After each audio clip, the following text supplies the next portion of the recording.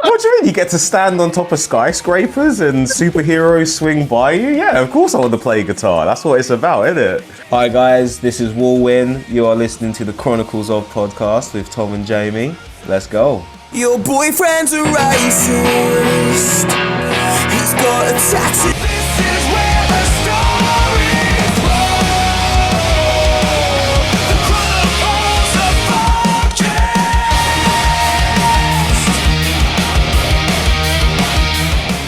Ladies and gentlemen, ladies and this week we bring you another incredible artist, a man who I believe has a phobia of free time, if I'm honest with you.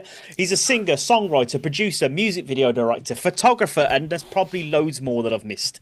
Here to talk all about his upcoming single, Make Stacy Great Again, and so much more. He's the fresh prince of pop punk. To his mother, he's Arthur, but to everyone else, he goes by a different name. Everyone put your hands together as we bring you the Chronicles of Walwin. Oh, Hey, what an intro. What a solid one. That was good, man. Thank you very much, sir. That's getting clipped for sure already. Dramatic intro. We got the Hans Zimmer music. And then, bliss. It's going to be crazy. Yeah. Everyone's going to take on a journey before anything's even happened. But we appreciate you being here so fucking early because obviously you now live down under. I do. I am in beautiful Australia. We're at the end of summer, so it's still good. It's still good. Still better than England, man, for sure. I was going to say your winters are probably better than our summers. So. Yeah, they're on par. They're on par. What enticed you to make the move? Oh man, I came out here unexpectedly. I met my partner who's from here, and I had no intention of ever coming to this side of the world. And I took one step off the plane, and I was like, "Oh, okay, this is it. This is the spot." No, man, England's home. It's like that's where I grew up. That's my upbringing. But I don't know, man. I've always travelled. I've always been around. I mean, hell, yeah. I'm a very, very international guy. The plan was America for a long time. I kind of got sucked into the whole LA vacuum that artists often do. But you go there and you're like, nah. So I kind of just been, I knew it wasn't going to be England. I'll put it that way. I just knew I was going to end up somewhere else. I just didn't know it was going to be here. But no, it's been amazing. I don't know, man. It's, we might get too political too early, but England kind of did their thing and found a little patch of land somewhere else. And it's basically, it's what they tried to do in Europe. And they were just like, we just want England, but sunny over here.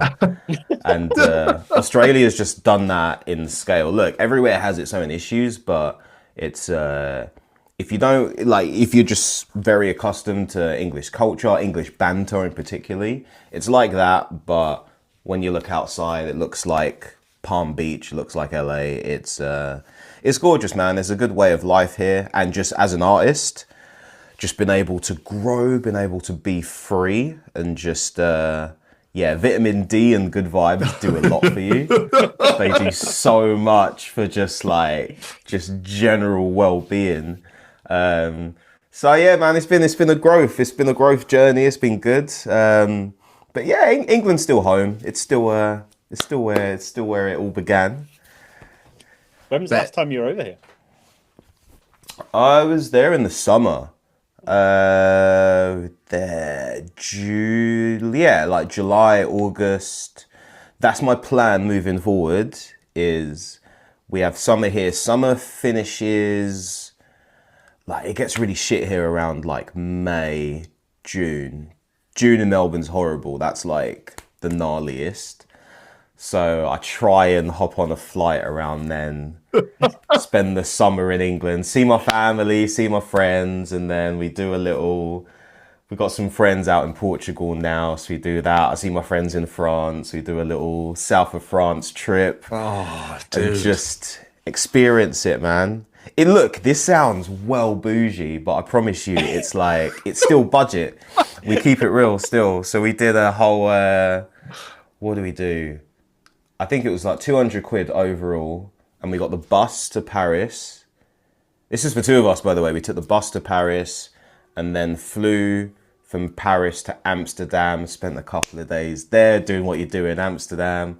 And then I think flew back to England. And it was like a whole week excursion, super cheap, hostels, that type of shit. But yeah, man, you just get to experience the whole continent rather than just, because if it was just England, it would that would suck. That would be real. Yeah. You don't want to fly all that way and just be hit with like, I mean, like, I loved it. I loved coming back, but it's gotten way more expensive since I left. It's gotten mad. Like the same road I've been driving down that's a toll road now. The same bridge I've been going over. Oh yeah, we increased the toll on that bridge. I'm like, can I leave the house? Is that all right? Like it's mental. Yeah, don't pay a toll to get out my front door. Mate, it's gonna get there. It's gonna get there eventually. Trust. All I know is I'm sat here listening to talk about Australia, Portugal, Amsterdam. I'm like, I'm in fucking Birmingham. Like, I've got the short straw here. Hey man, I've got a soft spot for Birmingham as well, man. I spent a lot of time there too. I loved it. Where was it? The Asylum. Yeah. And where they used to have, where was Uproar? Uproar, yeah. Yeah, man. Been up there a few times, done. Yeah. No, but mate, that's what I mean. The UK's got good vibes. There's like good memories there. But, well, look, I've been here for a year, come out with probably the best album I've written, and like, yeah, it's hard to kind of dispute it when you're like, oh, I do feel better. I do have a general better outlook on life in less than a year. But like I said, man, everywhere's got its issues, everywhere's got its stuff. But I think that's the whole point, is just not stopping, not getting complacent. Like, I think you can have my friend says it like, you have actualities and you have realities. Like, the reality is everywhere has its issues, you like politically and socially and all that. But an actuality is just like, oh, okay, in England, I'd finish a shift at work and you go home, sit in your flat. Here, I'll sit on the beach, you know? And it's like, that's... The problem is still there. We still just kind of work for a wage and don't really see much for it. But the actuality is you can kind of relieve that in different ways, depending on your situation. But it is what it is. But we're trying, man. We're changing things one bit at a time, I guess. Love it. So, how we like to start these things is take it right back to the beginning, the days of young Master Walwin, you could say. What did you want to be when you were growing up? Has it always been music for you, or something completely different, like on the pilot? Oh man, how deep do we want to get early? Yeah. Mad. But all right, let's strap in. We'll strap in for this one. I'll tell you just a basic answer. I was like, my parents have been amazing my whole life. They've allowed me just to be super weird and just like dream and do. Look, they are very typical African parents to their core. They want the traditional values, you know, doctor, lawyer, like all that kind of stuff. But they've been very open. I think their surroundings and just life, bro, has just allowed them just to see things differently and just allow me to do my own thing, ultimately.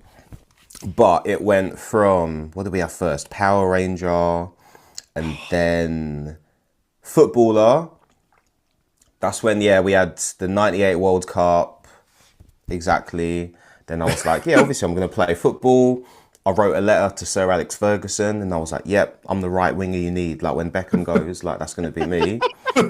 And then from there it was WWE. I was fooled. My parents let me train to be a pro wrestler when I was 10 years old. Like I went online, found a gym. Just so happened, I don't know if you guys follow wrestling much, but there's a guy called Will Ospreay. Yeah, there is. And we have the same wrestling teacher, a man called Greg Burridge. I'll give him his flowers right now, a legend in the UK scene. So I met Greg when I was 10. He trained me up. And at the same time, so this is it. So then from wrestling, I'm like, it just got to a point like The Rock left, and then like Goldberg left, all them lot, like at the end of the Attitude Era type stuff. So I'm sitting there and I was like, oh, the wrestling's a bit boring, but the entrance music is slapping still. So then that I was like, oh, so yeah, basically that then led me into music. And then from then on, it was just like, yeah, we're going. But what I wanted to say was all that, I looked at everything, and this is just a recent realization over the past couple of days, and that it's all storytelling.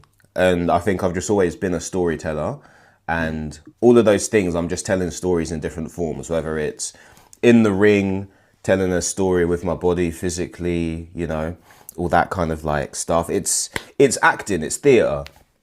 And then with music, I'm just writing stories, I'm just writing songs, telling my story through that way.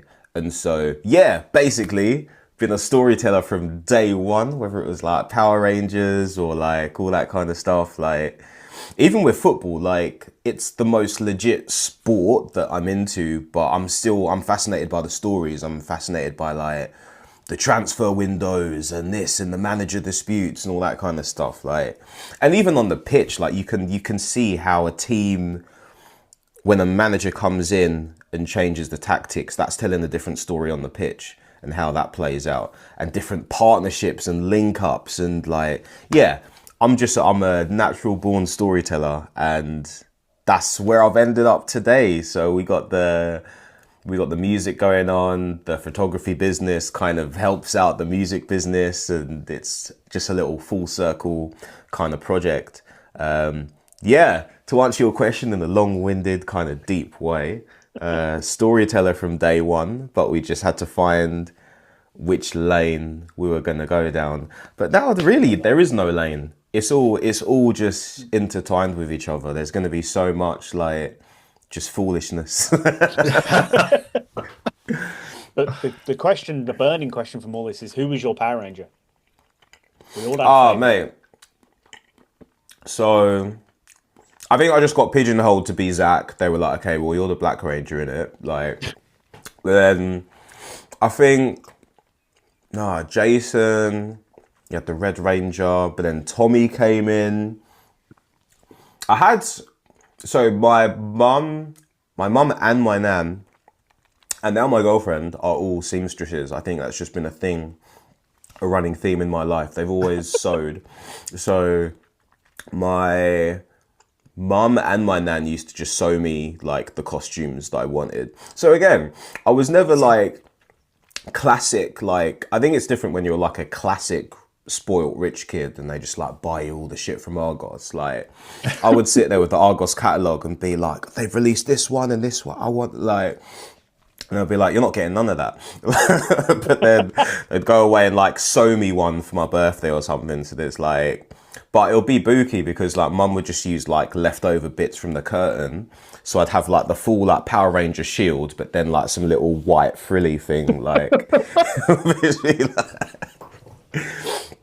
So I was like some next level like budget Power Ranger. But they pretty much all the boys like, yeah, the black, apart from Billy, I don't know why, I never like vibed with Billy. I think he was just a bit too nerdy. But as I've gotten older, I was like, nah, Billy was it. He was the key. Tom gets emotional when you talk about Billy as his favourite. He was the one, mate. I don't know. I went into like the whole Power Rangers lore. And they treated Billy like shit, man. He got bullied on set and like, it was rough. It was so rough. Like, so there's not a single shred of our childhood that is intact in like a moral way. Like, the Vince McMahon documentary. I was like, my okay, well, God. that's fucked. Apparently, Yeah. David Beckham's been doing this or that, whatever. Like, who can I look up to, man? Like, what's going on? Don't even get me started on pop punk. Let's not even go there right now. Let's not. We just looked to Optimus Prime. I don't think he's done anything wrong yet. Yeah, We're safe with Optimus Prime. Fine. Yet. But like, who were your sort of influences musically then? Was it just through the wrestling side of things, or just what did your parents listen to? Like, was it through them as well? Yeah, so like, oh man, Michael Jackson from day one. Oh. That was like, there's an iconic picture of me where my parents saved up for like this fucking, I don't know, one of them like little car things the kids ride around in. I'm like 3 years old, and it's like, they were got the camera out. They were like, yeah, it's opening this Christmas present. I did not give a single fuck about that car. All I cared about was there was the VHS of Dangerous, where he had the album, but it was all music videos. He had all that. That tape got worn out, bro.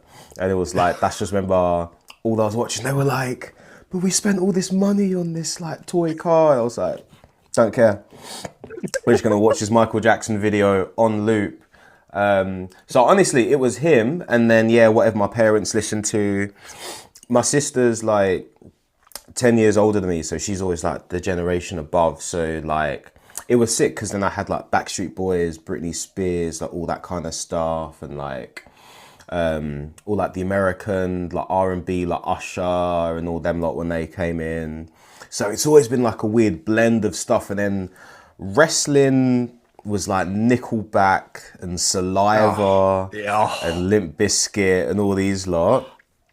And then, so the funny thing is, I didn't know that you couldn't sing without that. I thought all rock music was just that one voice, because all the wrestling music was like James Hetfield's, like all that stuff. So when I started music, mate, it was proper like every song was like proper power fist. Mate, Creed. When you are with me. Still, I like, if I wanted to, I could just throw out like what was that, post-grunge. So I realized that whole genre is called post-grunge. I could do a post-grunge album tomorrow. Like, I just walk around the house and just doing my vocal stems are like, can you take it all away? Like, all that kind of stuff. I can just bust it out whenever. So that was like my voice when I was like 14, 15.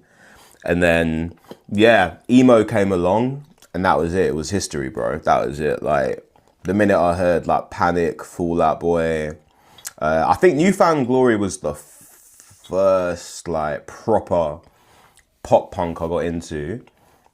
No, I'm probably, it was like Newfound Glory, Simple Plan.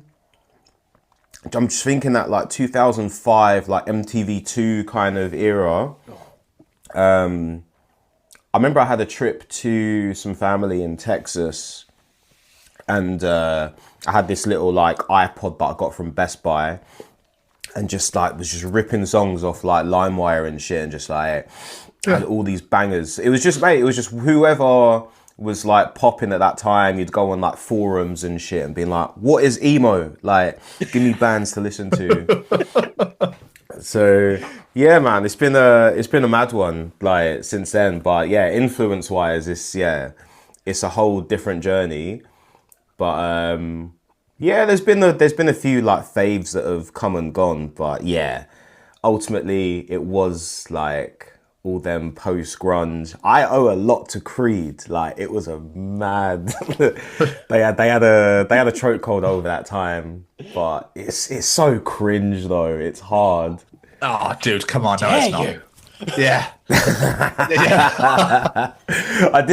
I said this in an interview before, and my label were like, Do you want to say that? Do you want to say that Nickelback influenced you? Like, I don't know if, like, you want to...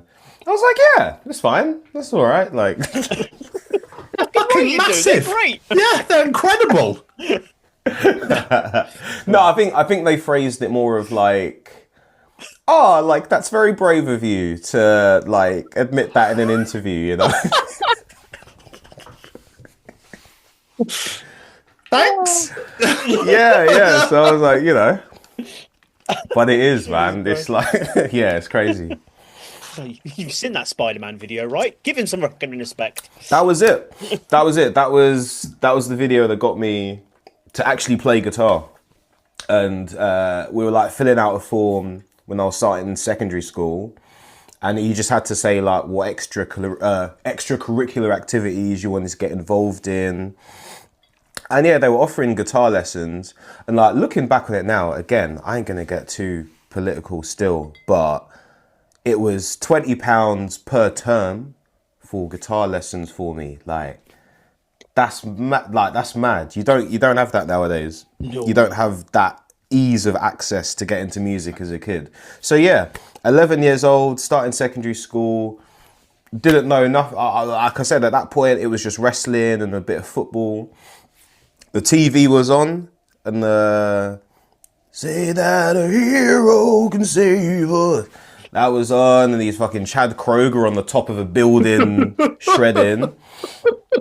And I'm looking at the form, and it's like, would you like to learn guitar? I was like, yeah, that would be sick. What do you mean? You get to stand on top of skyscrapers and superheroes swing by you? Yeah, of course I want to play guitar. That's what it's about, isn't it? So yeah, man, it was a very easy decision at that point. But yeah, the kids don't have that today, and I feel sad for them. Fucking need more Chad Kroger on buildings. Yeah, man. So I know you started music from an early age. Was it 13 you properly started playing? Yeah, so like, fuck, when do you start secondary school? So like, I mean, yeah, saw that video and was like, yeah, I want to learn, but I probably didn't, like, it didn't feel comfortable until, yeah, like 13-ish. And then just found a bunch of kids in my school that also played, and we goofed around for a little bit. But yeah, I remember my first gig, I was 15. I was 15 when I had my first gig. So yeah, that was super fun. Then yeah, I was in like a few bands for a little while just during school. But yeah, I'd say let's call it at 13 is like the official start point, maybe. So I was reading somewhere that you recorded a song in your bedroom and it got picked up by like Radio 1 or something. How old were you when this happened? Oh yeah, I was like 20. So I was like way later. Okay. But then actually no, but to be fair, yeah, I'm super old now. So that's actually like, yeah, that is a fairly old story. So that makes sense. Yeah. So yeah, that was 2011 going into 2012. So yeah, I was like 2021. BBC Introducing, which is still going, or they just stopped it, or they were gonna stop it at one point. But that was actually like the reason why I used to be in a band up until this point, and we were doing like all right, like we were doing fairly well. But yeah, the introducing thing kind of just came up, and because of how good the band was doing, things like BBC Introducing, and do you remember the Red Bull Bedroom Jam? Do you remember all that kind of stuff? Was that to like get slots at like download and stuff like that? And yeah, yes, yeah. I It's did. like Don Red Bull Broco would did come that. to your house and like exactly. So all that kind of stuff, they didn't want to get involved in that. It was a bit too like, I don't know. They kind of saw themselves as being above that kind of stuff. And so I just submitted my own track whilst I was in a band, and yeah, BBC picked it up. And it was interesting reading an article later about how they pick the tracks. And it's literally like a boardroom full of like all the important BBC people, and they sit around, listen to all the like songs that are... So all the local counties submit their best songs each week or each month or whatever. And yeah, they all sit around and they're like, okay, we got this track from Birmingham, this one from here, and da da da. And then they picked mine out of all of them, and I was like, fuck, all right, cool. So that was the kind of start of me being Walwin and being on my own and just kind of doing my own thing, because I was like waiting around for the band to, was like, yeah, let's like do the submission, figure out what we want to do. And yeah, it was just the first instance of me being like, if I wait around for people, I'm not going to get anything done. So I kind of just have to take charge on a lot of things sometimes. So yeah. But it was good. It was awesome. It's not like some Mickey Mouse thing. Like they proper give it, or used to give it exposure. Like I've still got a clip of like Fern Cotton, Greg James, like people like that, like playing it. So yeah, it was mad. It was mad. That was really like the start of things for me. So shout out BBC for all their faults. They got me going. But why did you use your surname then? Why didn't you go for a different, like in wrestling, for example? Obviously, they have different names to their real names. Like, why did you use your surname rather than actually coming up with one? I suppose. Yeah, I don't know. Because it just wasn't really a thing. Like I wasn't trying to do anything like what's it called, like Secondhand Serenade or I don't know, I'm blanking right now, but the millions of solo artists, but they're called a thing. Yeah. Like, I don't know, like Bon Jovi, I guess that's like him, but they're a band. And I don't know. I wasn't like, no, but that's his name. Shit example. That was a shit one. I don't know. Dua Lipa. I don't think that's her name, but it's like, I don't know what her name is. Her actual name is. that seems like a wild name to have as like your legit name. It does, doesn't it? Why can't I think of The Weeknd? All right, The Weeknd. Perfect example. Yeah. There we go. Mate, it's early. We'll forgive you.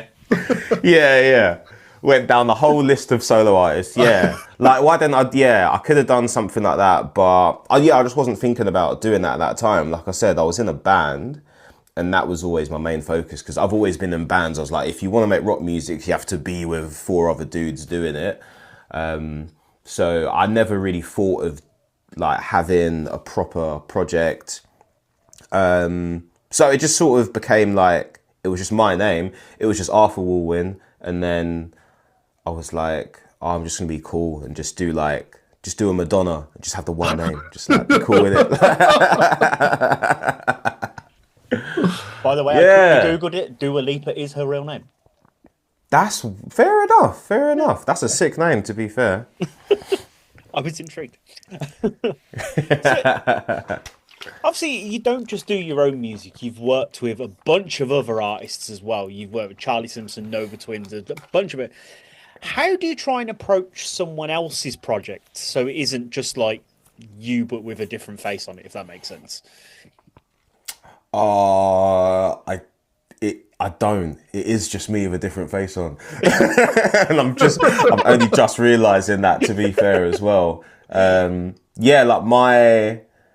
think my imprint as a storyteller and just as a creative, I think is so strong that it can't not sound or look or feel like me. I think I've just like, it depends. Like, so the 2 artists that you name dropped, and I realise why you did it because they're the 2 biggest I've worked with, but they're probably the 2 that I've like done the least in the project. But no, I mean, Nova Twins, we shot a couple of magazine covers for them, so that was in the photography aspect. So in that sense, I guess. I mean, like, it's there. I'm actually looking at the picture right now. I have it printed on my wall. But I think, aesthetically and stylistically, I mean, my photography is kind of similar. Like, people just kind of know, the people that follow my photography they kind of just know it's me. And my music is like pretty similar. Like there's lots of like distinct things where you're like, oh, is this Walwin or something? Like I've tried to make it that unapologetically me. And yeah, I think the difficult thing about working for someone else, especially in a musical capacity, is I think it's just very personal. It's a very like self thing, especially with like more established artists who have a sound. So it's a bit harder to get that sometimes and almost agree on that. So with Charlie, that was a crazy one because mate, I've been a massive just fan of him, just all his projects he's done since Busted and all that. So when we linked up, it was just one of them like, like I walked in the room and I was like, oh fuck, and then like I was like, okay, you can fanboy for like 2 seconds and then we have to get to work, and then it has to be serious. Because I'm like, we're in the studio, and actually, no, it was a double full circle moment because we recorded at David Beckham's old house in Beckenham Palace in Essex. So there was a guy that was running, he had like a small record label. I don't know if Charlie's still on that label, but his solo music he was releasing through this indie label, and the owner bought Beckenham Palace. So we went up there for a couple of days. So that was sick. That was really cool. But it was like his songs that he'd already written. And the thing with him, yeah, you don't have to do a lot. You don't have to like produce much. I mean, like fucking the president stuff that he's definitely not in. I'm sure that takes a lot more production and a lot more. But we were doing like just like Charlie Simpson, like folk acoustic, and it's pretty much like he recorded it, did the take, and I was like, well, it's sick then, isn't it? Like, it's that was the I don't know what you want. Like, that was the take. But no, he's very, very, very meticulous in the studio. Like, yeah, I've never seen anyone work more like militantly. I'd say just like the order of how he does things is very like, okay, this take was good, that take was all right, we'll like, you know, take that section from here, like, and it's all written down, like he's a very like methodical guy. So it was kind of just like, I just kind of sat back, and there was like an in-house engineer at the studio. So it was fun for me to kind of have like the typical like American producer role. Like I noticed in the States a lot, you have like producer duos. So like one guy is on the desk, he's working Logic and all that, and then the other guy is just like smoking a joint in the back, just be like, yeah man, you should do this. Like kind of like the more like you got the Rick Rubins of the world, who very talented, very plugged in guy, but he doesn't even know, he can't even open Pro Tools. Like that's not his skill set. So I got to be that and just kind of like throw in ideas and just throw in like little parts in that. But so to answer your question, that even though probably the biggest name I've worked with, probably like the least like fingerprint that I've put on a project, just because it was like, yeah, this guy knows what he's doing. Like I'm just here for vibes, honestly. Like I'm still trying to wrap my head around the fact it's called Beckingham Palace. I didn't know that. I don't think it was like, I think the papers called it that. I mean, it just kind of got that name. So when it comes to songwriting itself then, are you like melody and music first or lyrics first, or is it something completely different? It's a shit answer, but it does change. But often it will be like hook first, so like melody and lyrics or just be something fun. Just like I said, I'm very like, I have a lot of vocal stims, and I'll just sing shit around the house or on the bus, and like, yeah, things just kind of come to me in the moment that I either think will like sound funny or be really cool. And then it's just the process of making that into a real thing. Because like, there are like, any of my songs you've heard, they all just have like these random one-off like cheeky throwaway lines or just like silly lines. And more than often than not, it will kind of start with that. Because then I'm like, okay, well, you need to build a song around it. Like, you can't just have the silly shit. Like, it needs meat and substance around it. So yeah, we usually like spark off something like that, and then it's just the process of finding out which key I want to do it in, what vibe. And yeah, sometimes I will just get a vibe of like, I'll hear a band and I'll be like, oh yeah, I need to do like a kind of Deftonesy thing. Like, I'll hear a song and be like, yeah, cool, I want to do that. But like, speaking of the so I've been listening to a lot more like Deftones recently, and then that whole family of sound, so like Sleep Token and Loathe and all that like fucking dark shit. And so me trying to emulate that, just like basically the whole I don't know, the result of me trying to copy those kind of bands was just a bit of extra chorus on the guitar.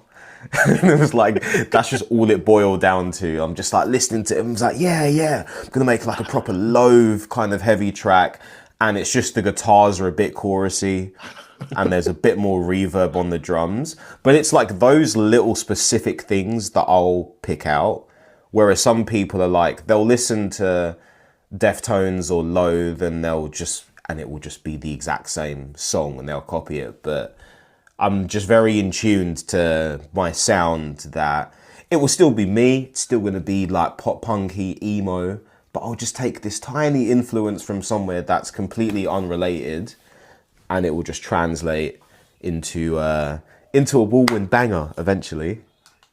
I love that though, because sorry. That's okay. I was just going to say, which is obviously what the previous album is full of. I mean, who gets in? Did you get screwed in Montreal just like Brett in '97? I mean, who gets that into a song? Do you know what I mean? Absolutely beautiful. I have one other that I picked out as well. Which is, yeah, let's go. Which is, you're wearing a vintage tee from EC Dub in '99. I'm Tommy dreaming of the longest drive with you. Fucking beautiful. I love so sentimental as a tune anyway. But like, I love that you've got wrestling bits into your songs as well. I appreciate you guys, because you have no idea what it's like to come up with that shit like when you're stoned at 3 a.m. and you're like, no one's gonna be in, no, like, who's gonna understand that? What am I even what do you mean you're Tommy dreaming? That's not even like, yeah, I thought like it's all just clown shit, man, and you just think it's dumb. But this is what I mean, man. It's so much fun. Honestly, like, I appreciate you guys so much for just like appreciating that, because like I said, it's just silly, and then you're like, oh, it could be something. Look, if you make it catchy, then it's not silly anymore. Yeah. You're like, wait, but I should be laughing at it, but I'm singing along to it. Yeah. Like, yeah, it's mad. It's just, yeah, stuff like that. I just don't see people do it. Like, every now and again, there's like a cheeky line. I think I'm just trying to evoke the same emotion that other people have done in me, and trying to give that back, you know? Like,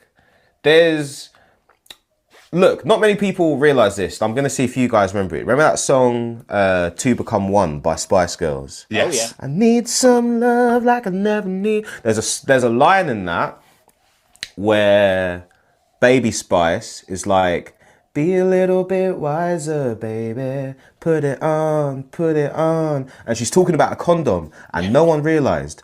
We're all there dancing along to it in the school disco, not realising she's talking about safe sex. And it's like little zingers like that I'm like, I'd love to slip that into a song. Like, you know, just that kind of thing. Where like 10 years later, you realise what they're on about. Because I I know so many of my fans have never seen wrestling in their life. So like randomly, I know there's bare people that actually love Screwjob 97, but they don't know who Bret Hart is. They don't know nothing. So I just want them to be walking in the street one day and they see, oh, Bret Hart, Montreal Screwjob, and be like, oh, that's what Walwin was talking about. Oh, that's clever. Like, that's what I want. The same way I was like, good on Mel C. No, what was his name? Baby Spice. Who was that? Emma Bunton. I can't remember. Emma Bunton, that was it. I was like, good on Baby Spice, teaching us about safe sex in 1997. We appreciated it. So many of those songs from the 90s where you listen back now, you're like, oh, we should not have been listening to this as kids. Yeah, look, most of them were on the negative. Like, I just wanted to highlight the one good one. But yeah, all the other ones were like, have you heard the demo of Blue by Eiffel 65? I'm blue, dabba dee dabba die. So that one, the demo goes, I'm blue, I will bleed, I will die, I will bleed, I will die. Tried it, it's on YouTube. Yeah, so that was the original demo, but then the DJ, like, it's like mashed up. So dabba dee dabba die is just the glitch, because they had to like radio friendly it. Oh fuck, I did not know that. No, did I? Yeah, it's mad. It's mad. But yeah, it doesn't. But then when you think about it, the whole song is like, I have a blue house, and you know, he's talking about how everything in his life is blue, and he's down and he's sad. So I'm blue. It's a suicidal song, and we're just there at the school disco, like fucking blue, like Blue Aliens. I fucking love this song. yeah. Fucking weird. Crazy, mate. That's what I'm saying. Our whole childhood was cooked. There's nothing left of it that we're like positive. Well, you know, if you have a positive mindset, then you can take the good things from it. But yeah, a lot of the things we grew up with, media-wise, was a bit. They should have been checking us more. They should have been looking at our phones from a. No, we didn't even have phones. What were they checking? I don't know. Yeah, I've got Snake on it. that was it. I say they should have been checking the family computer, but then it was the family computer. It was there. So ultimately, it's our parents' fault. It was right there in the kitchen the whole time. All the info you needed was right there. It was our mums buying us the fucking singles for these songs anyway, half the time. Mate, my mum bought me the Marshall Mathers LP. She didn't even buy it. She got it from the local library. She was like, oh, it's a rap CD. I got it for you. And I'm like, fucking Eminem at 10 years old. Wild. What an album that is, though. It's a great album. Oh, Classic. Way too young to be hearing all that kind of stuff. oh yeah. Way too young.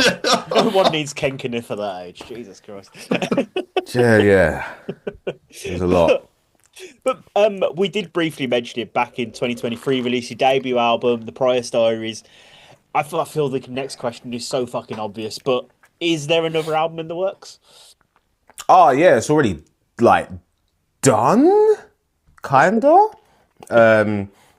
Yeah, it's, like, written, recorded. I'm just doing that thing where I obsess over it and tweak every little bit.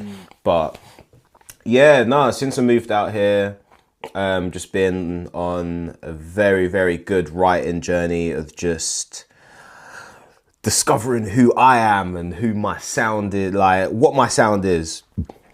And yeah, just putting that into practice and come out with a bunch of bangers, to be honest. And now it's just that time of how I want to release that to the world, who wants to get involved in the project, because for now, it's just me, bro. It's just like, I don't have like a massive team or anything. Like, I've got my manager back in the UK, and then just like my mates just help me out with like making content and just goofing around, really. But it's just a totally like self-funded project right now, and I don't know, like these songs, like they deserve everything. So yeah, I don't like.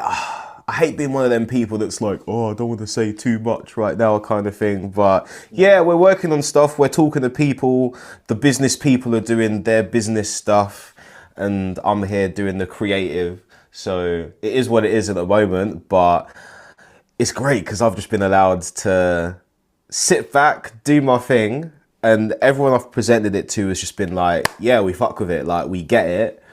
So it's great. It's great. I'm just like, it will come out when it comes out, but I'm sort of like, I've done the hard work. I've made the songs, because that's always the bit that people stress over way too much. They're like, but what about the songs? What about this? And I'm like, nah, the songs are done. I'm proud of the songs. They're all like, they all tell a story. They all tell a journey from the Prius Diaries, like, into now. And yeah, man, I'm super proud of it, honestly. But still proud of the Prius Diaries, because that was a fun time. And I think more than anything, it's just like a snapshot of my life at that time. And another thing that I've kind of realized in life recently is that being an artist and doing what you guys do as well, man, like just having a form of media that exists outside of your daily life. It's fun just to have like a snapshot that you can look back on. Yes. Just for your life, like just to be like, oh man, do you remember when we said that funny shit 6 months ago? Like, it's just cool to see that. And that's what I do with my music. Like the Prius Diaries, I can tell you where I was when I wrote all of them songs. They've all just got like mad stories attached to them that aren't like the songs themselves. And so I'm not doing that typical artist thing where I'm like, okay, I've written the new stuff and now the old stuff is dead to me. Like, I still vibe with them. Like, they still come on shuffle sometimes. And I'm like, yeah, those songs are cool. And like, but there's a very clear distinction where it's like, oh, okay, he's leveled up. It's like, it's fatter now, like, you know, but I'm not disregarding the old stuff, but like, you'll hear it, like when it all drops and that, you'll be like, oh, okay, I see where the progression's gone. I'm just trying not to fall into that trap of where people are like, oh, but can you keep doing this? Like, I really like that stuff. Like, I think even if there's songs on the last album that like you love, like you'll not realize, that's the wrong word. I think you'll appreciate why the new stuff has to exist and why it sounds the way it does and why lyrically and emotionally it's a lot different. If you're someone that respects why artists need to grow as people and stuff, then yeah, sure. I know some people are just like, can you keep playing that one song you did from before? And that's fine, they're cool. But I think a lot of people just, if they have a favorite artist, they're like, oh man, like I can see how you went from this to this, and you know. Yeah, and I mean, obviously the times change, and you know, look at Bring Me the Horizon. They went from insane screamo heavy shit to then went a bit softer. Now they're getting all experimental on our ass. Linkin Park, exactly the same. People are moving with the times, but a lot of people sit there and go, it's not hybrid theory though, is it? It's not you know what I mean? And you're just like, chill the fuck out.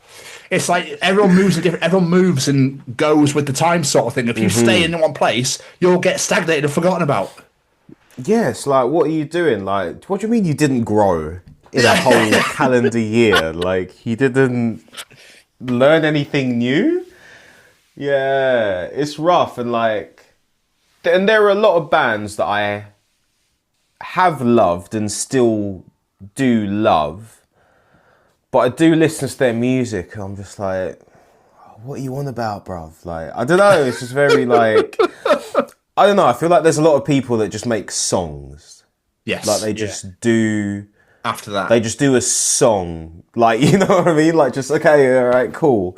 But why? Yeah, I think there's some bands where I'm just like, well, okay, you just wrote a song that sounds like that band's song.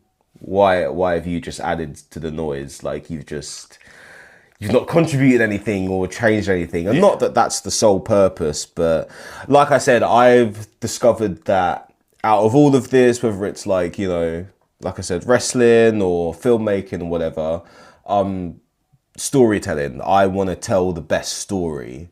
Like, I may not always have the best guitar riff or the best drum tones, but I feel like I do the best job of telling my story, and whatever story that is, I just want to find the most interesting way to convey that to people. I mean, I absolutely fell in love with you. Instagram doom scrolling when Stop Living and Don't Dream came on, just a reel just appeared, and I was like, I instantly went, yes. fuck, love this, love it immediately. Vibes. And I love that, again, let's go back to the lyrics very quickly. As I'm working at a Tesco Metro in the city, everyone here's the fucking square who's never heard of In Me. Fucking superb. Absolutely superb. Love it. And I just love walking down the street. I listened to it yesterday. I listened to it today, actually. Walking through, just singing it to myself. It's incredible. I mean, Yes. that whole record, I love. I feel that every song tells its own sort of story. Like I said before, I love So Sentimental as well. That's another one that I absolutely fuck with. And Thorns was another one. Appreciate it, man. Appreciate that. They're all my faves too. I was like, I don't know if I don't. They're all my little babies.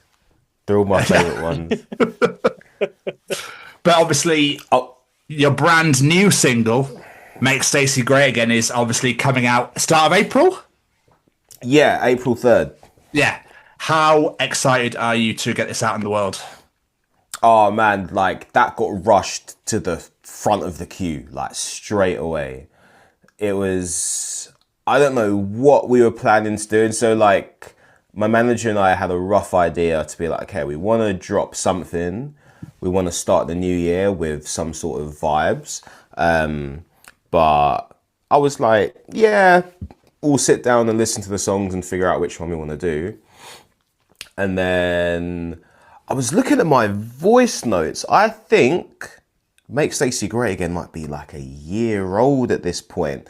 Like I was saying, just that like, I'll just have like a little vocal stim. And it was literally just like, so wait, I had originally, your boyfriend's a racist. He would have voted for Trump if you lived in the States. Yeah. And that was it. That was all I had. And I was just like, that's fun. And then, yeah, and like bits and bobs of the chorus. I was just literally just the same way, like, you know, Stop Living. No one's ever name dropped In Me, which I think is a crime because they're like one of the greatest bands of all time, you know, or talking about the reality of, you know, working in Tesco, all that kind of shit. Like, so again, I'm just trying to talk about stuff that's never talked about. And it's like, let's talk about racist boyfriends.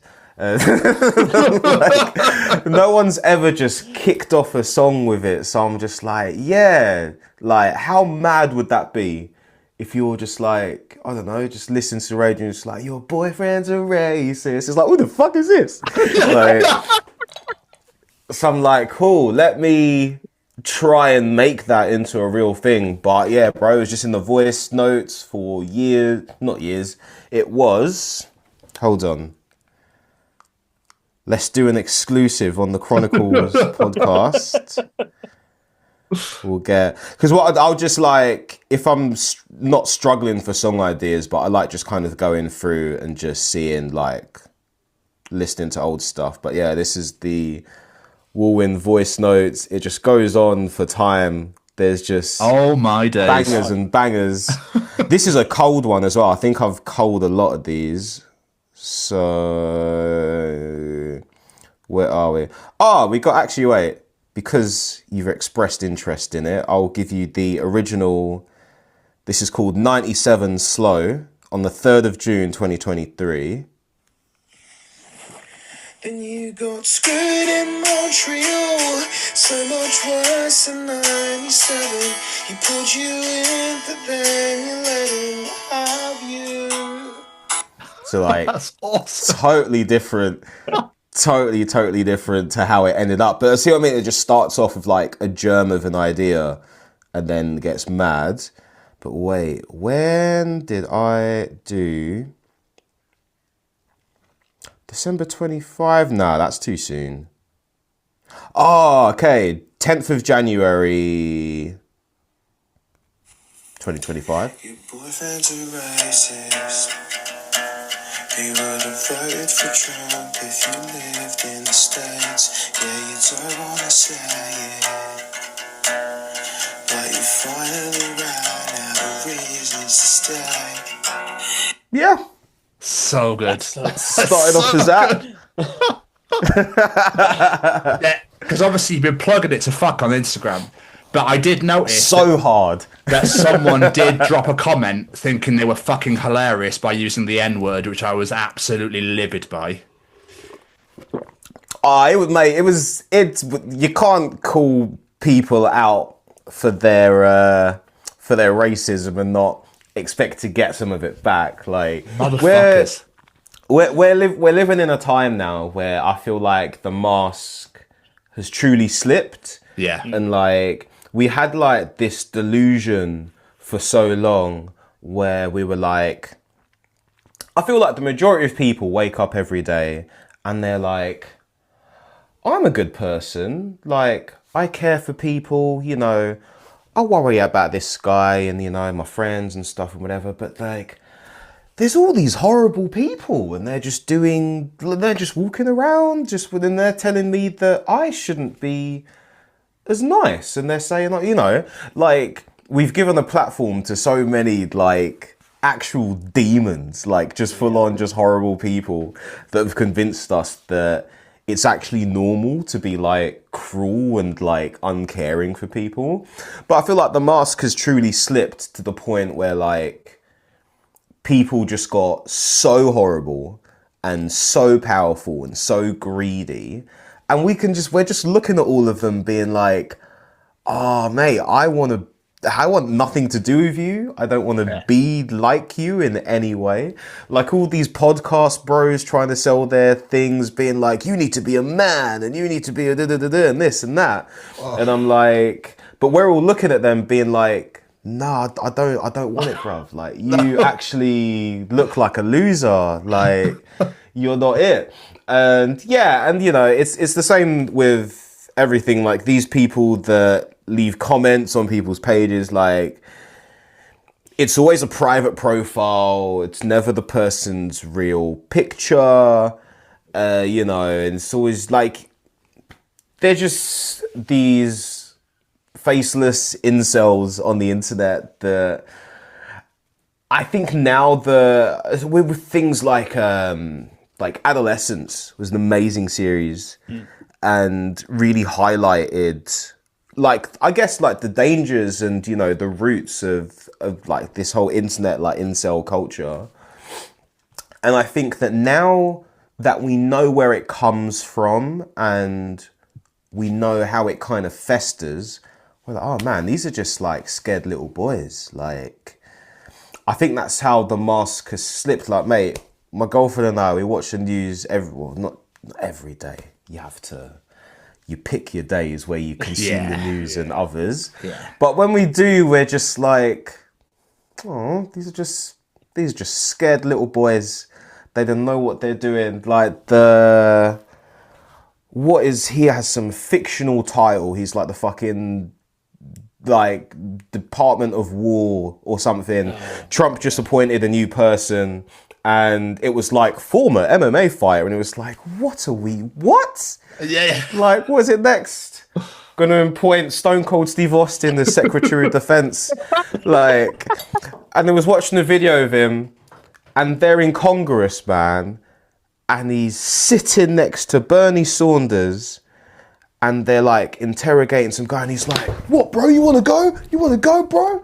And it's like, oh my God, we're in Congress. And then Bernie's like, you are a United States Senator. Sit down. Like, like they're children. They're all children. But they're on TV being like, you need to listen to me. It's like, no, we don't. No, we don't. So that was a long-winded way to say that comments like that just brush off me, like, because I'm just like, nah, it's silly. It's all a clown show.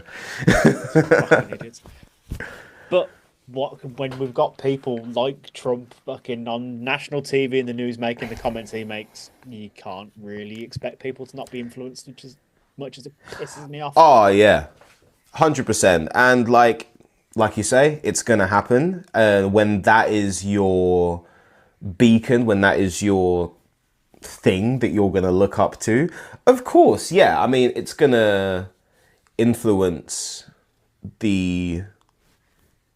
that section of society. But I don't know, man. I just strongly believe the majority of us just walk around the earth as good people, and we just want to see the best for the people around us. Yeah. And I think it's just been a long journey of undoing a lot of the things, because this is why we need to give grace to a lot of these people, because they have spent not even millions, billions and billions of dollars over time to try and convince you, to try and sway you to think a different way or do a different thing. Like, I saw something the other day about, like, we're just so conditioned to say, if you were coming here, you're coming to Australia, be like, oh yeah, I'll just get an Uber, stay in the hotel and whatever. Why am I not picking you up from the airport? Why are you not staying at my house? Like, we're just so, I don't want to inconvenience my friend. Like, it's like, we're so conditioned to rely on these billionaires and give them our money, so that we're so removed from each other that it's just normalized now. Like, you say, I don't want to inconvenience my friend and stay at his house. And it's like, nah, like, this is what we need to be about. We need to be on a personal level connecting, but they've had to spend so much money to convince us that is normal. That, delivery and Uber Eats and Amazon and all this kind of stuff, they spend billions of dollars to advertise to you, to promoted posts, all that kind of stuff, so that you think differently. Whereas, like, someone that's in real life, I don't have to spend any money to get you on my side and be like, hey man, do you want to come hang out? Like, here's some stuff, let me share with you. I ain't going to charge you anything. You're like, oh, sweet. And so it's things like that where I just don't worry anymore, man. I don't worry about anyone that thinks negatively or wants to put negative things out into the world, because we've shown time and time again, I think the energy just kind of overrides it. Because if you have to spend all that money to convince me to do your thing, and I can still see through it, then okay, well, you've wasted that then. Yeah. It's a great mindset to have, especially when there's so much shit going on in the world. It's a great mindset to have. But just bringing it back quickly to Make Stacy Great Again. Obviously, it started that voice note about boyfriend being a racist. How did it turn it into some sort of not quite follow up to Stacy's mum? Like, how did that happen? How did that happen? I don't know, actually. I think I just wanted a name. Like, I wanted a name to use in the song. Yeah, I wish there was a more profound answer. But nah, it was just like a cool name. Or maybe it was like maybe it was like Tracy or something, just like something random. And then I was like, like, if it was Stacy, then I think, yeah, like the actual just Stacy, your boyfriend's a prick came first. And then I had to kind of make it about Stacy's mum in some aspect, because it wasn't ever meant to be. It was just a name. But then I was like, okay, well, you can't mention Stacy without mentioning her mum. It's just always attached to it. But then I guess in general, it's a thing that isn't really done in pop punk. That's always been more of a hip hop thing. Like, even just like the cheeky throwaway lines I do, and just having like a hook as I don't know, just the concept of bars. Like, when people are like, oh, that's bars, bro. Like, we don't really have that in pop punk. And so I just wanted to be that artist that has bars, like, and just like borrowing, especially from, I think, yeah, like pop does it. Pop pays homages to stuff. Hip hop does a lot of homages. and callbacks. And I guess that's rooted in the culture because a lot of it is sampled. And remixes and samples and mashups are very popular in that genre of music. But pop punk's just been excluded from that. And it's just boring. I'm like, can we do something different and exciting? So yeah, I think like we're very good at covers. We like a good old punk goes pop. But I think having a single that's like very, very loosely tied to a classic, you don't really see it that much. No. Also, like, my very good friends, so I love that I can say they're my good friends, Wheatus, very, very cool band. They have it in Teenage Dirtbag, where, like, he references Iron Maiden without, like, covering Iron Maiden. He just kind of, it's just like a shout out to, like, hey, that's a band I like. That was the thing, because I heard Teenage Dirtbag before I heard Iron Maiden. So hearing them mentioned in that song, I thought, oh, Iron Maiden's like along the similar line. I thought they were like one of their friends, maybe like a band they would hang around with. But then listening to Iron Maiden, I was like, wait, what? Like the guy that wrote that likes that? Like that's very like, I just remember that being like very jarring. But then like knowing Brendan as a person, I'm like, oh yeah, he fucking loves prog. Like that makes a lot of sense. But yeah, I just want to do more stuff like that where I'm kind of showing off my personality, showing off like my history, whether it's like wrestling references or just like songs that I genuinely dig. But then, yeah, it just kind of, it evolved into its own thing where I was like, but what if Stacy in 2026? So, all right, so here's the lore, here's the backstory that I've managed to come up with, which wasn't the original. But again, I'm a storyteller, so I'm very good at like piecing things together.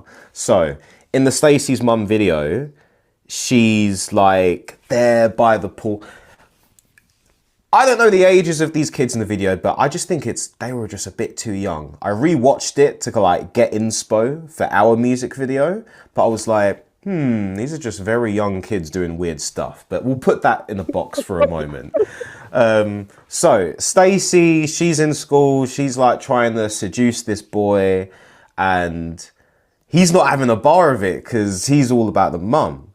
So Stacy grows up. She's looking at the mum being like, I need to be like that if I want to get the man in life. So she has her whole thing of just like emulating everything her mum's done. And so there's one line in the song that's like, and since your dad walked out, your mum could use a guy like me. So I was like, oh, okay, so this is a single parent household. I was like, what would have happened in that? I'm just building the story in my head. So I'm like, okay, maybe Stacy's dad walked out and he's like some hard right Republican person now. And her mum's kind of gone down that same route. And so she's kind of followed that, got the MAGA boyfriend. Maybe they're Mormon, who knows? And then it's like, how does that manifest itself in 2026? And what does that look like? And what kind of person is she? And yeah, she'd totally be married to like a Charlie Kirk type person, I think. And it's just kind of, I think starting, not necessarily, I don't start any conversations. All of these things have been talked about way before I wrote any songs. But I think just highlighting that all the people that we take the piss out of, that say all their dumb shit on the internet, like they all have friends and families and partners and like people that stick by them.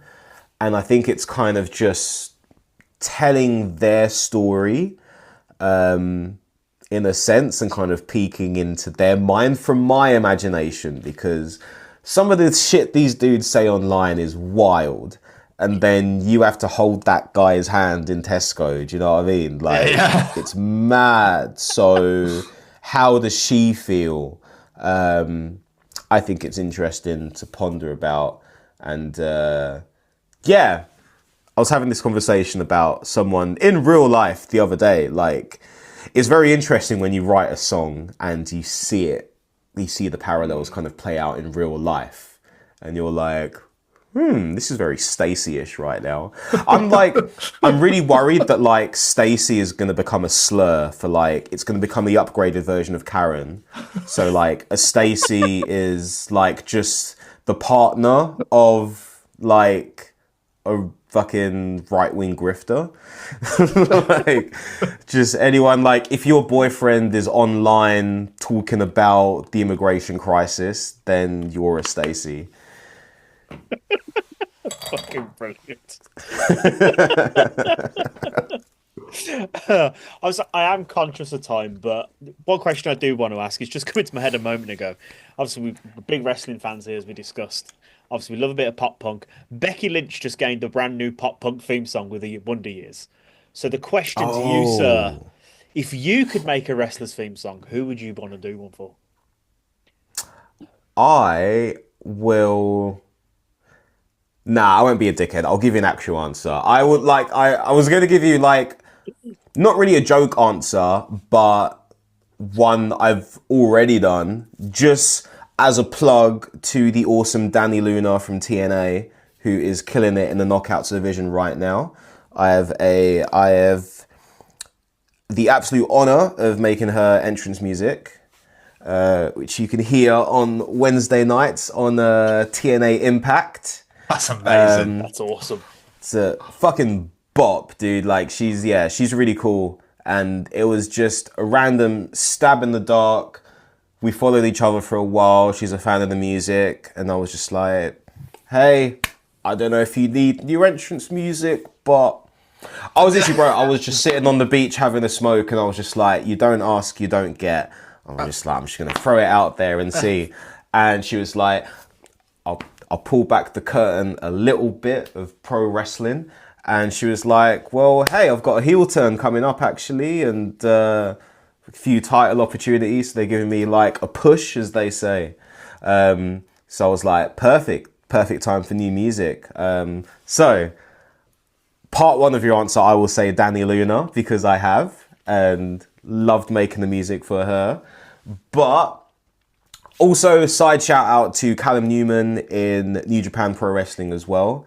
I did some entrance music for him, but then he turned heel, and so now he's got new music. So my music's no longer in New Japan. Oh. But there was a point in time where I had New Japan, I had TNA, and I was working on someone in AEW. I had links there that I was working on, but that didn't work out. Oh. But I was like, is there a way I can control pro wrestling from the outside through my music? I can be in it without being in the ring. But no, who would I do? Let me see. Who needs... Nah, do you know what? I don't know if it would be a wrestler, but just for nostalgia's sake, I need to do like the Raw intro. The Raw theme. Just every Monday. I feel like, as someone that's been watching it their whole life, I feel like I'd just be dialed in to what you want to hear just when the show kicks in every Monday. Just, I think I could come up with something. If you actually like, if they paid me, if they actually like sat down and did it legit, I feel like I've got some ideas of what it needs. Because, mate, nothing is beating that fucking move to the music, play that fucking music. Like, come on. Like, we need to go back to that kind of vibe of stuff, but then still 2026. I feel like there's some, there's something. I feel like that would probably be my better contribution than a wrestler's entrance. And it's also kind of a cop-out answer just because I just haven't been watching recently. I was just back home in England having a nice summer. I thought, oh yeah, let me stick on SummerSlam, see what's going on. And then they decided to put a rapist on my screen, so I turned it off. Oh yes, yeah. I just couldn't think then what happened, but yeah. I just saw both you guys freeze just then, and I was just like, oh, Yeah, right. Brock Lesnar. Yeah. Yeah. I was like, I don't want to see that man on my screen ever again. Yeah, it's fair. Yeah, it's more than fair. I remember when he came out, I was like, what the fuck is he doing here? And not even in a good surprised by wrestling way. I was just like, do you know what? It was just a string of a couple of things over the week. It was like Triple H was in the White House with Trump, and I was like, oh, okay, yeah, that checks out. That's fair enough. And then there was like all this praise and stuff for Hulk Hogan, and I was like, oh, okay, yeah, that's also kind of fair enough because he's Hulk Hogan. But then it was just like one after the other, and then it was like had a great SummerSlam, good main event, all that, and then in the middle of all this Vince McMahon court case stuff, it's like, oh, Brock Lesnar's in the main event picture again. And I'm just like, it wasn't anything to do with the storyline. It wasn't even necessarily him per se, because you can argue whatever, it's in court, it's, you know, alleged, all this kind of stuff, but it's just the fact that it was like just a string of things that week, and just the statement of saying that we don't care about you, we don't care about like the safety of our locker room, we don't care about how this looks to people, you know, outside of the company, externally, because we've been told that WWE is a public company and we have an image to uphold, and that's why you can't have blood anymore, and that's why we can't swear and have all the interesting attitude storylines, because we're a safe, family-friendly company, but we'll put someone with rape allegations in the main event. So that's why I was like, I can't, man, it's so hard to watch media when like, you kind of know. Yeah, I just found it too hard to switch off and get into the storyline of stuff and kind of take him seriously, because I'm just looking at him being like, I know what you and Vince got up to, bruv. Like, I've read it all, so hard for me to switch off from WWE, which is why I can't give you a solid answer on who I would make music for. I watched Royal Rumble. It feels like McDonald's now, honestly. It just feels like, here you go, here's your fucking Big Mac, you know, there it is. It's just, there was no, do you know what I mean? Do you not feel that way? Yeah. I just feel like they're just like, here you go, fuck off, here's your main event, yep, cool, Roman Reigns, yep, cool, same again, let's go. It's why I watch AEW now. WWE I switched off about a year ago because I just got bored of the same matches every single week, the same shit. And I'm an AEW man now. I didn't even get to Mania last year, so I can't be asked. But I did think to myself, if you were going to make music back in the day, I don't know why, but I would love to hear you do Ass Man. I don't know why. I'm an ass man. It's that voice again. That was great. It's the best voice. Just that time, I would be happy for that to come back. I'm not going to do it, but I would be happy for for bands to start doing that voice again and just be crazy with it, man. Yeah, so good. That's your vocal stim for the day, so you just walk around going, yeah. Boss man. Absolutely incredible. Mr. Stevens, do you have any more questions for our wonderful guest? I do. How's your Achilles, by the way? All healed now, yeah? You're all good? Oh, we are all good. We are out and about. We are dancing, pop punk, pogo jumping and all that. We're all good, man. Good. I did, I posted a reel the other day that you guys will appreciate. I recreated the Seth Rollins cash in where he drops the crutches. The best comment that I got on TikTok was like, love the song, but what the fuck is this video? And I was just like, just Google CM Punk cashing in Money in the Banks on Seth Rollins. I was like, just Google it, you'll understand. But what I really wanted to ask was when you first started this musical journey, when you first started picking up a guitar, learning in school, that sort of thing, and now living in Australia, did you ever think this is where you'd be today? Oh, mate, I thought it'd be way bigger. It would be so much bigger than that by now. Like, yeah. No, it's been insane. Oh, mate, it's been like the wildest journey of just like different bands, different iterations of Walwin, different genres. Like, there was a point in time where I was like solidly like an EDM pop artist. I was like, nah, this emo shit ain't working out for me. Let's make some like dance bangers and shit. Long story short, went to Hollywood, stayed there for a while, saw how I basically got a peek behind the curtain. I had a window into the life of the people that I was trying to emulate, and it sucked. And they were all depressed and suicidal, and LA's a very toxic place full of very sad people, and I wanted no part of it. And so it's just been a journey of kind of pulling back from that and realizing, okay, what do I actually want? What actually makes me happy? And legit not even being a dickhead about it. It's legit you guys saying that, man, I fuck with that line in Screwjob or So Sentimental and stuff. Like, that's actually what is important to me. Like, it's just nerds like us just vibing out. And it's like, when you can get that, because that's so, you don't realize how valuable that is and how much artists crave that. Like, I won't say who he is, but someone I was chatting to in LA who is someone that I would say, like, man, I'd love like the followers they have, I'd love the notoriety they have.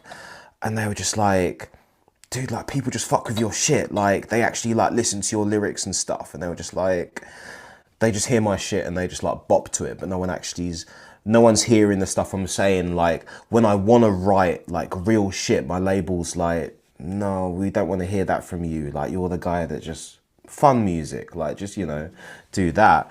And so I thought, wow, like the level that I was trying to achieve would never allow me to write a song about a fucking kayfabe moment in 1997. I'd be like, what are you talking about? Like, nah. So yeah, to answer your question, no, did not ever think that I'd like be here vibing to just like the weirdest shit that I could make. But it is fun, man, and I'm happy with it. I'm happy where it landed, for sure. Amazing. Before we let you get out of here and plug social medias, websites, where can people find you out in the world, my friend?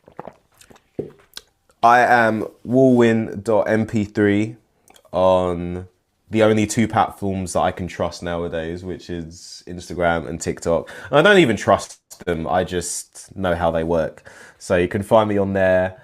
I'm not going to say famous enough, but I'm Googleable enough that you can Google Walwin, and whatever the platform you use is, Spotify, iTunes, Apple, all that kind of stuff, I'm there. You can Google me, find me, whatever your thing is.